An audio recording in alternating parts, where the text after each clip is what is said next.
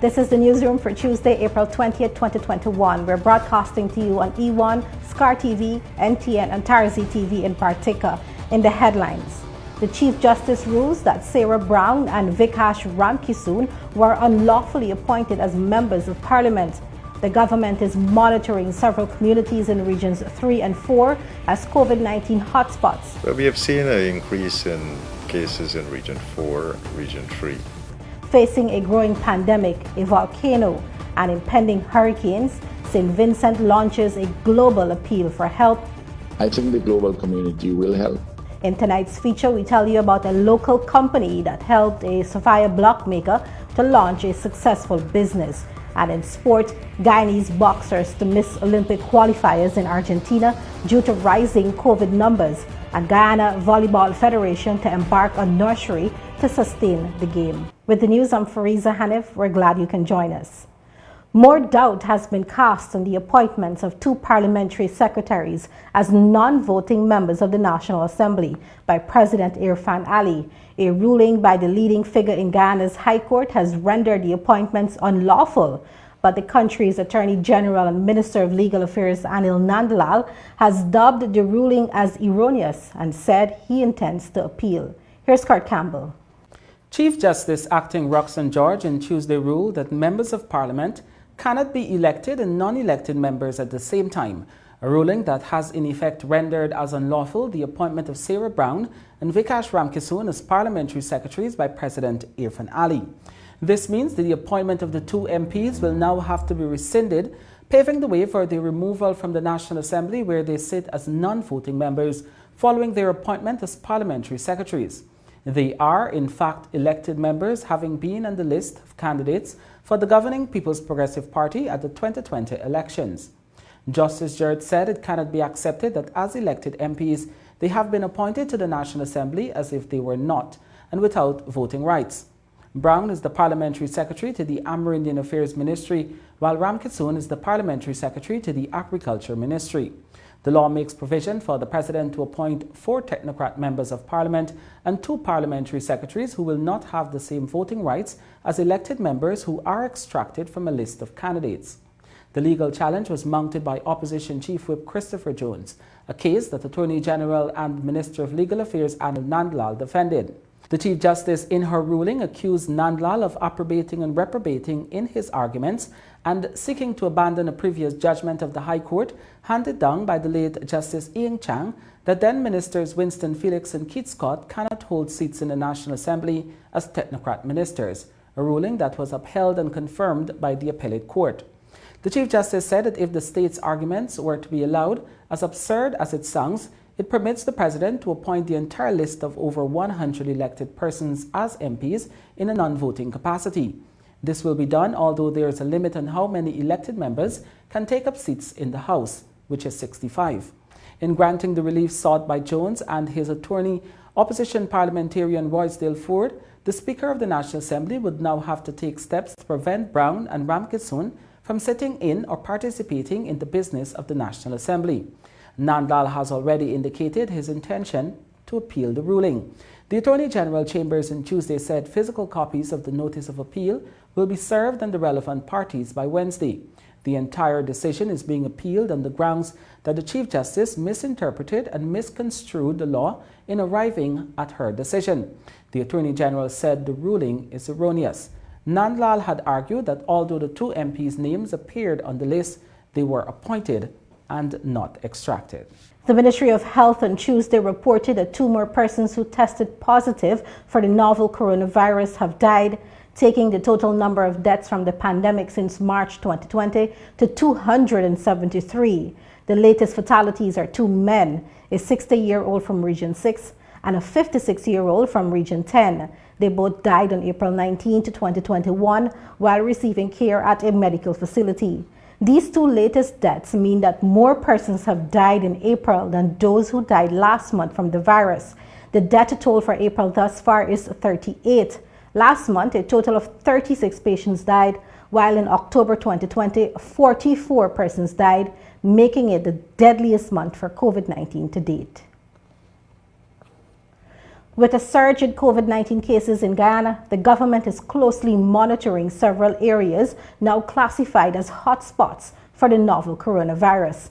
In his daily COVID-19 briefing on Tuesday, Health Minister Dr. Frank Anthony said that Lusignan and Success on the east coast of Demerara and Eccles and Diamond on the east bank of Demerara are currently the hotspots for Region 4, the largest administrative region in Guyana. Well, we have seen an increase in cases in Region 4, Region 3. We have also, in Region 7, we have a number of cases as well.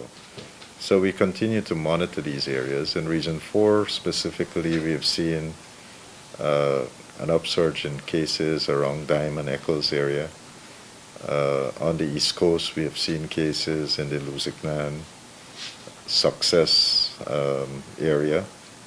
So there are pockets where we are seeing more cases, but generally when we look across, say, the East Coast or Georgetown or the East Bank, almost every village there are 1 or 2 cases. Similarly in Region 3, at Tushin, we have seen more cases, but again, in different villages across Region 3, there are 1 or 2 cases that exist. We have to keep monitoring. We have a number of persons in home isolation, and we have a number of persons in institutional isolation, and that exercise continues. But again, it comes back to people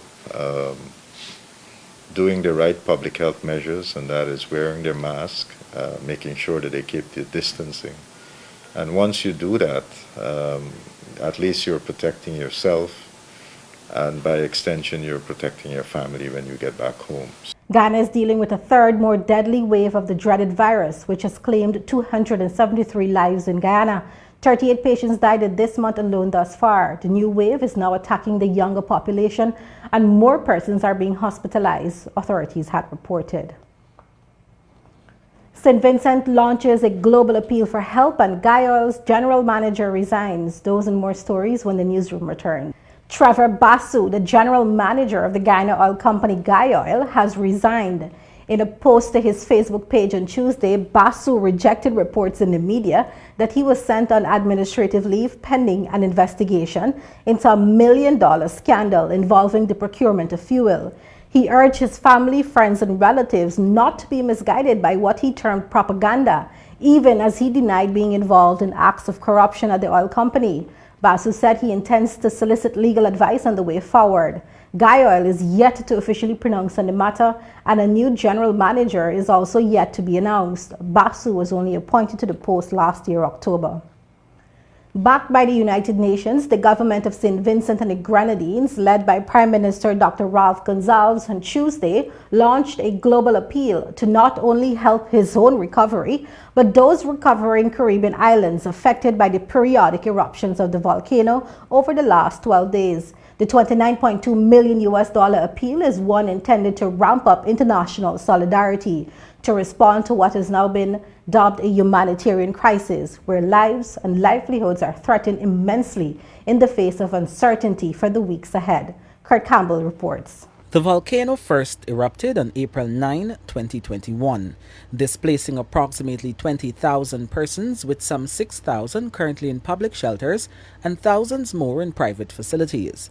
The entire island remains covered in ash as its inhabitants cope with limited potable water. It is the beginning of significant economic and social setback, even as the environmental impact has also affected neighboring islands, including St. Lucia, Antigua, Barbados, and Grenada. With further eruptions expected, these countries have turned to the international community, asking for tangible help in the face of an outpouring of solidarity and support.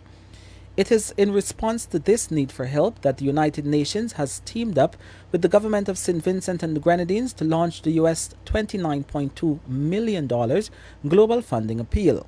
Speaking during the virtual launch on Tuesday, UN Resident Coordinator for Barbados and the Eastern Caribbean assured that those affected can count on the UN as a partner to ensure a swift response to the crisis and for a resilient recovery.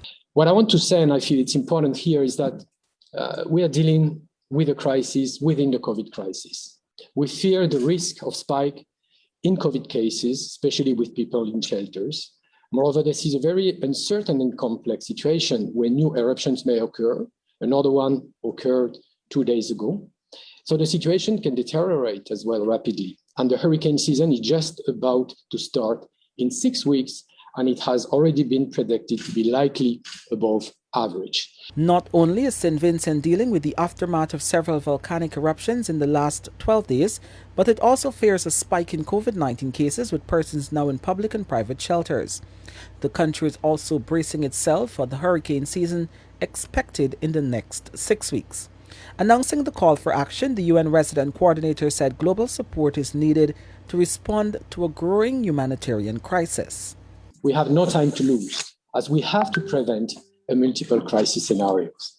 It is with this in mind that, along with my colleagues from the UN team from Barbados and Eastern Caribbean, and with Prime Minister Gonsalves here today, we make an urgent appeal to ramp up international solidarity and support for St. Vincent and the Grenadines and the other affecting neighboring countries. The UN has already given US $2 million to support St. Vincent. A more somber Dr. Ralph Gonsalves, the Prime Minister, reflected on the thriving economy and society of St. Vincent prior to the volcano eruption, a volcano that had been dormant for over 40 years. Dr. Gonsalves said he is hopeful, although development and living standards have been set back by several decades. Now, what do we do?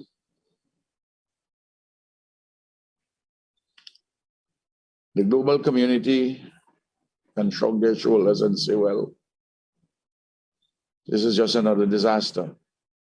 Life goes on. I have a more optimistic view of one another in this world. PM Gonsalves was particularly concerned about the uncertainty, describing it as troubling. I think the global community will help, and there are indications that you will help. And this is a very tangible way for persons to help.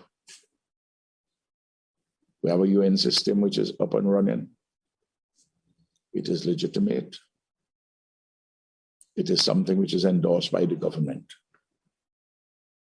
Similarly, the Organization of Eastern Caribbean States, they have a platform for assistance. So too, SIDIMA, and our own government has its disaster relief fund, and its missions overseas have set up accounts and platforms for persons to assist. He promised full accountability for all assistance, financial and otherwise, being given to St. Vincent. He also thanked the British monarchy and all other regional and international governments for their support. The UN also has its own coordinated and transparent framework through which contributors and donors will work. For the Newsroom, Kurt Campbell.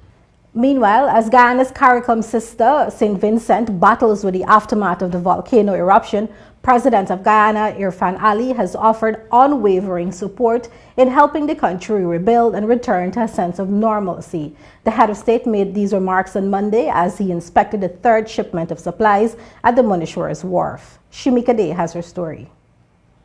President Irfan Ali on Tuesday pledged Guyana's support to St. Vincent in helping the country to rebuild and recover from the devastating effects of the La Soufrière volcano eruption. The volcano erupted on April 9th. Guyana, through a joint effort between the government and the private sector, loaded up 275 tons of supplies for St. Vincent and also neighboring Barbados.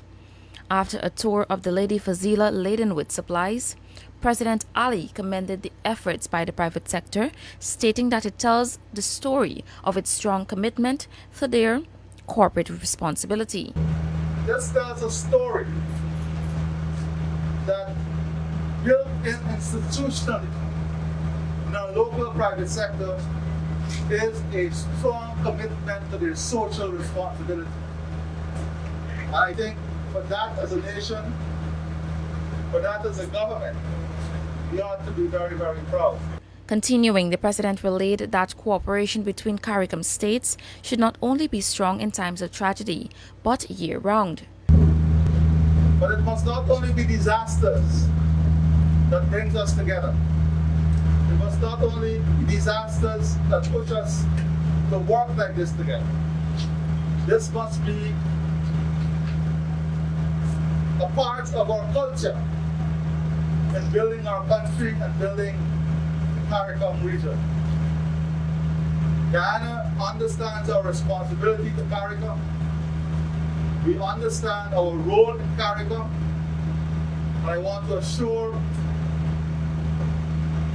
Prime Minister Mate and Prime Minister Gonzalez that not only we are with them in this immediate term, but we are with them throughout the process of rebuilding not only the physical infrastructure, but building the lives that will have been affected. This shipment of supplies will depart Guyana waters on Tuesday to head to Barbados, then St. Vincent, a trip estimated to take 5 days. The first shipment of 350 tons arrived in St. Vincent and the Grenadines on Saturday last, while another shipment consisting of 2 shipping containers of water left Guyana on Tuesday last. Shakima Day reporting for the Newsroom. Digital Guyana on Tuesday announced its donation of $2 million Guyana dollars to the Civil Defense Commission as calls continue for relief support for the island of St. Vincent and the Grenadines, which was devastated by the volcanic activity. Digital said it is committed to working with the government of Guyana on national and regional emergencies and commended the CDC for their management of the relief efforts. Digital Group has also shown its commitment to helping the island rebuild by donating $500,000 worth of much needed items last week. Exactly 1 week after President Irfan Ali administered the oath of office to 8 persons who will serve for the next 3 years on the Local Government Commission, the body held its first statutory meeting and elected a chair and a deputy chair. The meeting ended with the commission promising to strengthen the local government organs under its purview through a series of training and sensitization efforts. Here is Kurt Campbell.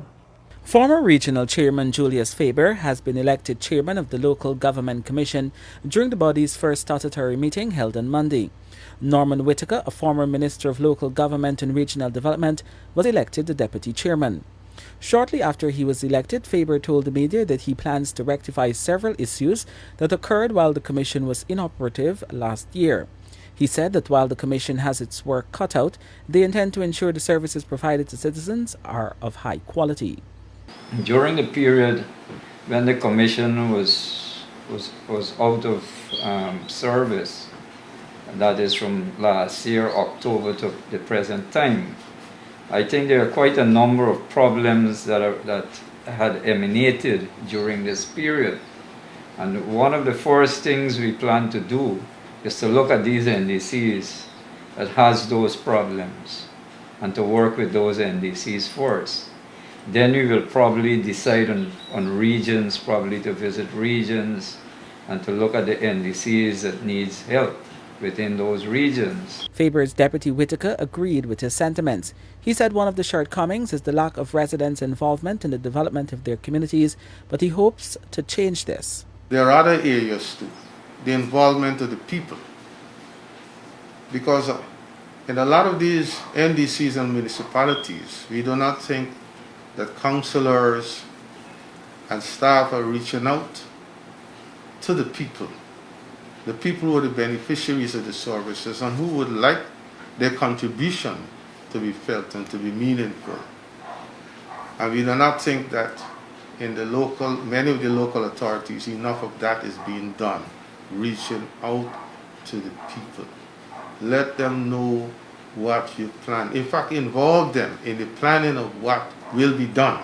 During the swearing-in ceremony on April 12, Head of State Dr. Irfan Ali had said his government values the important role which the Local Government Commission will play to ensure policies and programs are implemented without any issue. The Commission will oversee over 70 neighborhood democratic councils and 10 municipalities. Still ahead on the newsroom, the health minister advises against using alcohol before and after taking the COVID vaccine. And in tonight's feature, we tell you about a local company that helped a Sophia block maker to launch a successful business. Thank you for staying with us. As Guyana's vaccination campaign extends to citizens 18 years and older, concerns relating to the use of alcohol have emerged But Health Minister Dr. Frank Anthony says that you should abstain from alcohol for 24 hours before taking the vaccine and for another 24 hours after receiving the jab. Concerns about the time period of when individuals should abstain from alcohol became more pronounced after an article published by Reuters suggested that persons should abstain for at least 45 days after taking the Russian-made Sputnik V vaccine, as it could affect the body's ability to build immunity to ward off the virus. Subsequently, however, Sputnik V's developer tweeted on his Twitter page that one glass of champagne won't hurt anyone, not even your immune system. The developer later explained that to be on the safer side, it would be reasonable to reduce one's alcohol intake while the body builds up an immunity to the virus, but there was no need to give it up completely. Similar sentiments were echoed by Dr. Anthony on Tuesday during his daily COVID-19 briefing. There is no scientific rationale why people should abstain for that prolonged period. However, like with all vaccines, we would prefer people not to drink before they come for a vaccine and immediately after to abstain. And the reason being is that if we are going to observe to see whether or not someone has side effects from the vaccine, then we need that person to be sober. So we haven't seen in any of the scientific literature that the vaccine interacts in any adverse way with alcohol. But out of an abundance of precaution, I would urge that people who are coming for the vaccine, at least over the 24 hours before and 24 hours after, remain sober. And so that we can monitor and make sure that there is no adverse reaction. In collaboration with the Global Partnership for Education, UNICEF and the UK-based Tablet Academy International, the Ministry of Education on Tuesday launched its online platform for the delivery of education virtually as the learning landscape continues to change due to the COVID-19 pandemic. Shakima Day has her story. The project seeks to provide the hardware, infrastructure, and supporting education through capacity building, which will enable educators to deliver to their students quality education and experiences that are in sync with modernized delivery modes. The project also seeks to allow for the provision of an integrated online platform for teachers, principally for the delivery of the curriculum, but with many other capabilities and applications. The project, birthed by the Ministry of Education, is being done in collaboration with the Global Partnership for Education, UNICEF, and Tablet Academy International. At the virtual launch on Tuesday, Education Minister Priya Manikchand stated that the COVID-19 pandemic has been a catalyst for expansion and improvement in Guyana's education system, as it brought to the fore the importance of technology in the classroom. COVID-19 showed us in Guyana, as it did with our partners across the world, that while the usage of technology in the classroom and to deliver education was a growing trend that would become important, it showed us how very unprepared we were to meet anything else but the traditional method of delivering education. I believe I could speak for every education minister, including the one from the most developed countries, that regardless of how much had been invested, the fact that we had not prepared for the type of school where we would have to deliver education with most of our children, all of our children in some countries, being outside of the classroom in their living rooms, with teachers being outside of the classroom in their living rooms, COVID-19 showed us how very unprepared we were.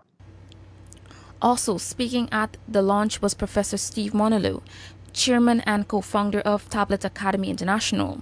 In his remarks, he noted that the pandemic, though devastating, presented a silver lining, forcing educators worldwide to create new ideas and innovative ways to deliver education to meet the needs of the new population of learners. It's important that we prepare both our students and, more importantly, our teachers for the class of 2030. And what will this class look like? Well, certainly it will be student-centric rather than teacher-centric. It will be social and highly personalised, and it will be supported by technology that's available at home, at school, and with the advent of mobile phones, on the move. It means that we will be preparing students for work and life as we currently do, but with a focus again on technology. We'll be building up soft skills that come into a sharp focus. Soft skills of collaboration, communication, teamwork, being able to work at a distance. Personalized learning will be in high demand, not just from colleges of higher education, but also from our industries. And therefore, the role of the teacher will be amplified. The initial phase of the project will target 1,000 grade 7 students and their teachers in the 4 core subject areas. The rollout will involve the training of 16 master teachers on the platform, who will then train and support other teachers in a cascading model. For the Newsroom, I am Shakima Day. The government of Guyana's drive to develop housing schemes is not only making it more affordable for persons to have their own homes, but it is also allowing the common man to make profit from his trade. Here is Akeem Green.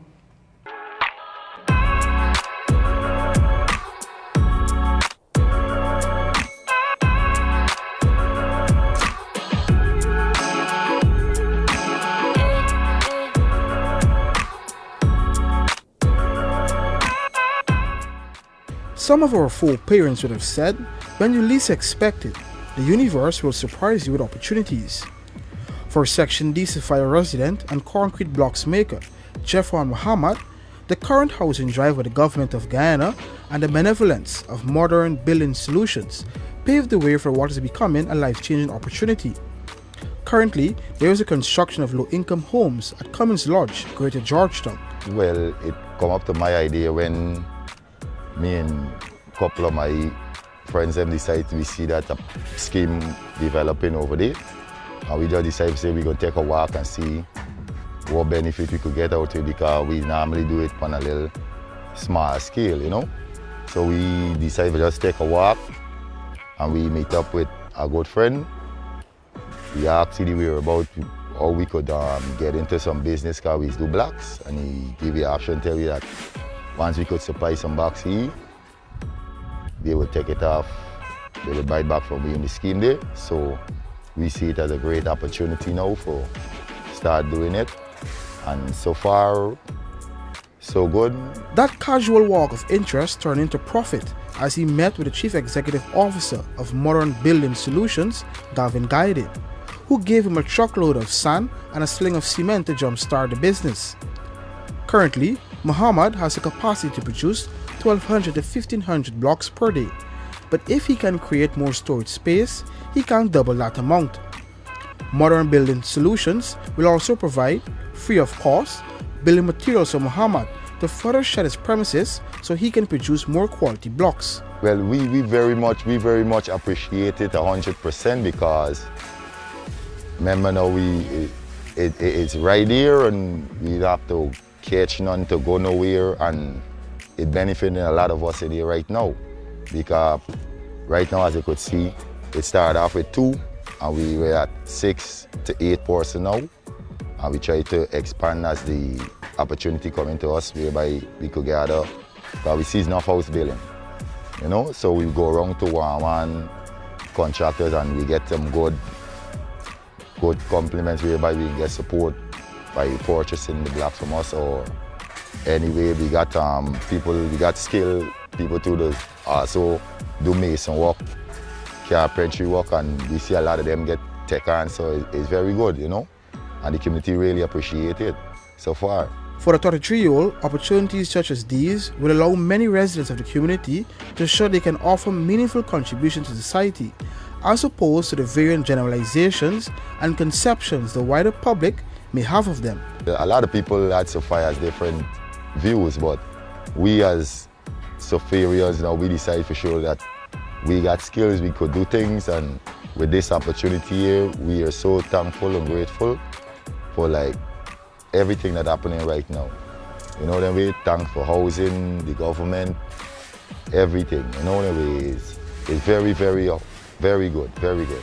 Meanwhile, Guidance said while a big part of the pilot project is part of their corporate social responsibility, he was following the directive of the President of Guyana, Dr. Irfan Ali, to involve the community in these developmental projects. The seed was sown by His Excellency Dr. Irfan Ali when we met with him a few weeks ago, when he actually implored on the contractors involved on the project site to have some more community involvement. And one of the direct initiatives he asked us to do is exactly what we're doing. We actually got some guys from the community and we gave them a load of sand and we gave them a sling of cement, and they start making blocks, which will encourage the other contractors in the area as well to buy from them, so we can have some more development, not only on our side, but in the community as well at the same time. On completion of the Commons Lodge housing project, there will be 190 elevated 2-bedroom houses built for low-income households. For the newsroom, Akim Green. When the newsroom returns, the financial, weather, and bridge reports, along with sport news with Avinash Ramzan. That's it for me, Fariza Hanif. Take care.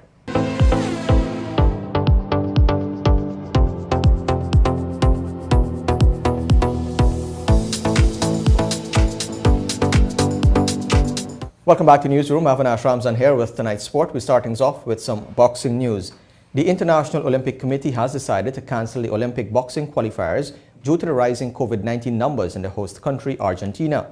President of the Guyana Boxing Association, Steve Ninval, while disappointed by the move, said the health and welfare of the boxers is of paramount importance. Reacting to the news, President Ninval said that the Guyana Boxing Association is understandably disappointed, but is also cognizant of the need for safety during the pandemic. Just recently, we would have declined to send a team of 4 boxers and 2 officials to Poland for the World Youth Championship. And this was based solely on the risk and threat of COVID-19. We would have secured the funding to send that team, but at the last moment, we would have pulled the plug on it. And this is because the health, safety, and well-being of our athletes is paramount. 2 overseas boxers, accompanied by the 3 locals, Kevin Alicock, Colin Lewis, and Desmond Amsterdam, were due to represent Guyana in Argentina. Ninval indicated while the qualifiers are now officially off, the Boxing Association has instructed the boxers to continue training as they still stand a chance of making the cut to the Tokyo Games. Nothing is off the table as it relates to going to the Olympics. The IOC has a very complex system of deciding how their rankings are used and who will qualify. Until the IOC says who are the qualifiers, then we can take things off the table. But as it is right now, everything is on the table, and the boxers will continue training until we hear from the IOC, which may take maybe 2 to 3 weeks. According to Ninval, the IOC will determine the boxers who will qualify for the Olympics based on the rankings, a historic move for the sport.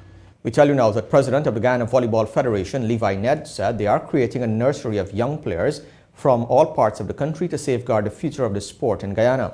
Akim Green recently visited the county of Berbice and filed this report. Since I've taken up the seat, we did have much progress. We were going very good. But because, as you said, the pandemic, that is what ceased operations. But we are in close discourse now with the Minister of Sports, of Culture, Youth and Sports, the Honorable Charles Ramson. We usually have a monthly venture where we would meet, and he has mandated us with a number of activities. Right now, we are looking at a nursery, which should have some form of training sooner or later. And we have so far amassed 20 females and approximately 40-something males. And this nursery stems from 17 years and below, and right across the country, because we're looking to sustain volleyball. We're looking to make it bigger and better. According to Ned, there is a need for more facilities, but one of their biggest issues stems from a lack of equipment. It's 2 outdoor facilities we have to accumulate. We have to look at areas that we feel need those 2 outdoor facilities. So we're also looking at that. We have the teams. There are lots of teams in Guyana, but we don't have the equipment to suffice. Volleyball nets, volleyballs. I am in discourse with the FIVB, that's the world body, the World Federation. They did send down some to us, which is just a paltry amount, and we're looking to get more. We're looking to get more. Ned, who also coaches the national team, said there is a wealth of talent in Guyana, but development is needed. We have people who are rearing to go, we have talent, but it's just the time to get it, to put it together, to have it nurtured. That is the situation we have there now. We have lots of courses, we have lots of youngsters. We have ventures, only recently we had a venture in Borbis here with 6 teams. And these youngsters, I was appalled to see them play at age 13, age 15, age 14.